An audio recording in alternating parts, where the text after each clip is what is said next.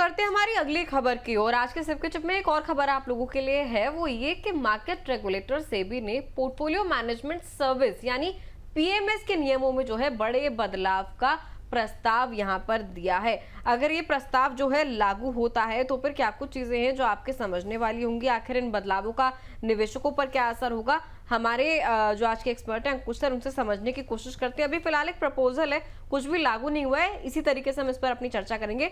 Sir, ये जो सेबी का एमएफ ओनली पीएमएस प्रपोजल है, एक तो ये क्या है, थोड़ा सा आप समझा दीजिए हमारे दर्शकों को हमें, और इसकी जरूरत क्यों पड़ी? जी, देखिए, at the end of the day अगर हम बात करें एक पीएमएस की, सो सबसे पहला एक कैवियट पीएमएस का ये है कि उसमें एक टिकट साइज 50 लाख का होता है।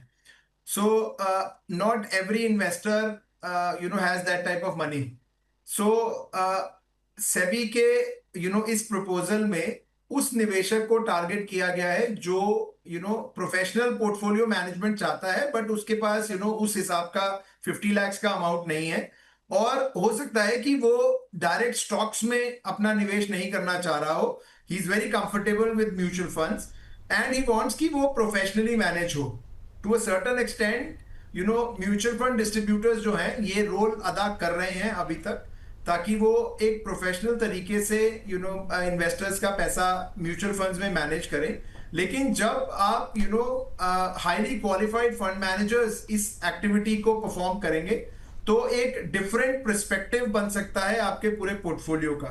सो लार्जली सेबी के एंड पे इसका मेन रीजन यही है कि इन्वेस्टर को हाई पोर्टफोलियो मैनेजमेंट और प्रोफेशनल पोर्टफोलियो मैनेजमेंट की फैसिलिटी दी जाए at a lower ticket. So that must be a major reason behind creating this policy.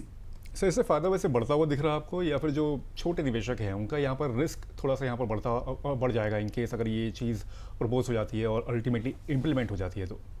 देखिए, risk versus there will be no change because mutual fund industry will operate similarly. उसमें कोई changes नहीं आएंगे कि mutual fund का कोई fund management style में change आ रहा है या इंडस्ट्री में कोई मेजर शिफ्ट हो रहा है।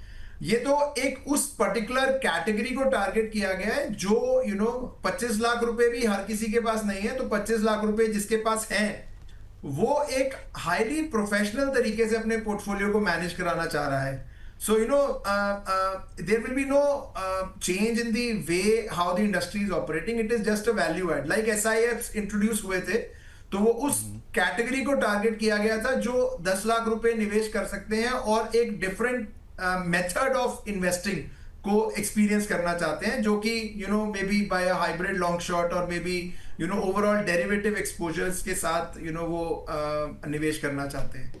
ठीक है, तो सर अभी जो इसके ऑलरेडी एग्जिस्टिंग नियम है पीएमएस के, उसमें ये जो नए अब चेंजेस प्रपोज किए गए हैं, तो मतलब अंतर क्या आएगा अभी के नियमों में और जो नए नियम लागू हो रहे हैं?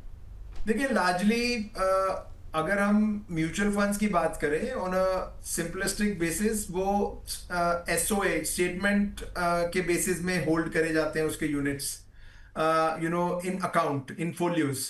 वेराज अगर हम पीएमएस की बात करें तो वो निवेशक के निजी डीमैट में वो होल्ड करे जाते हैं। So mutual fund is a pooled investment and demat और पीएमएस इज अ इन्वेस्टर की पर्सनल इन्वेस्टमेंट है। सो उसमें पूल वाला कोई लेना देना नहीं है। हो सकता है कि ये जो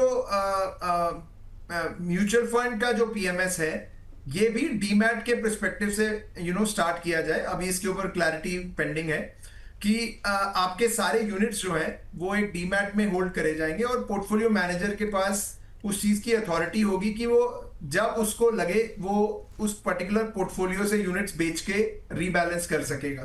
सो अब ये भी एक स्ट्रैटेजी है। अगर हम बात करें एसेट एलोकेशन की, तो बहुत सारे निवेशक इसी से डिप्राइव्ड रह जाते हैं कि उनके पोर्टफोलियो को कुछ डिस्ट्रीब्यूटर्स या कुछ एडवाइजर्स उस लिहाज से नहीं देखते हैं कि उनकी पीरियोडिक बेसिस पे एसेट एलोकेशन को रीबैलेंस किया जाए।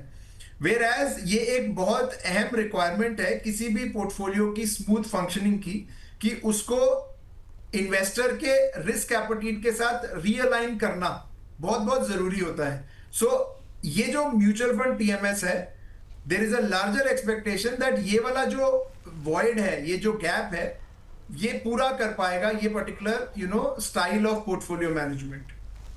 ठीक है Ankush sir, thank you so much. आज आपने समय दिया और सिल्वर और गोल्ड को लेकर तमाम यहाँ पर जानकारी दी। इसके अलावा हम लोगों ने आज पीएमएस पर भी चर्चा की है, क्योंकि बहुत बड़ी खबर आ गई थी, इसलिए भी इस पर चर्चा करना भी ज़रूरी हो गया था। लेकिन sir thank you so much, और उम्मीद करते हैं कि जल्दी आपसे सिप के टिप के किसी अगले शो में मुलाकात होगी। Thank you so much sir. Thank you sir.